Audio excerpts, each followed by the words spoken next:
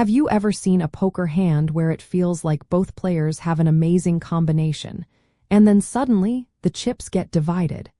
It is a thrilling and sometimes confusing moment, but it happens more often than you might think. A split pot occurs when two or more players have hands of equal value, meaning they share the pot evenly. This usually happens because the best five-card hand available to each player is identical, or because the board cards themselves create the best possible hand.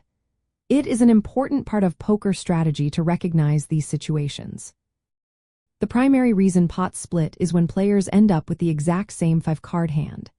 In Texas Hold'em, players combine their two-hole cards with five community cards to form the best possible five-card poker hand. If two or more players ultimately hold that identical five-card combination, even if their other hole card is different, the pot must be divided. This applies to all standard poker hand rankings, from a pair up to a straight flush. A common scenario for split pots is when the board plays. This means that the five community cards on their own from the absolute best possible hand, and no player can improve upon it using their own hole cards. For example, if the board shows an ace, king, queen, jack, 10 of spades, forming a royal flush, and neither player holds any cards that could make a better hand, then both players simply use the board to make the royal flush. In this case, the pot is split among all remaining active players, because everyone shares the exact same best hand. Another frequent example involves hands where kickers do not matter. Remember that poker hands are always made of exactly five cards.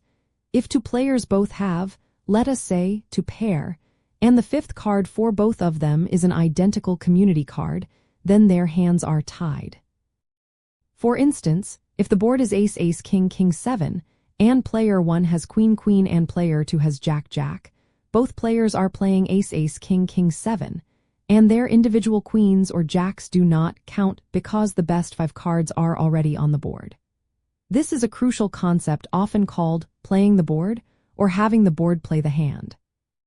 Understanding these common split pot scenarios is not just about avoiding disappointment, it is about making smarter decisions. Knowing when a pot might be split can influence your betting strategy, helping you to save chips when you are likely to tie, or to push harder when you are confident you have the unique best hand. It refines your ability to evaluate hand strength against the community cards and your opponents, ultimately leading to more informed play.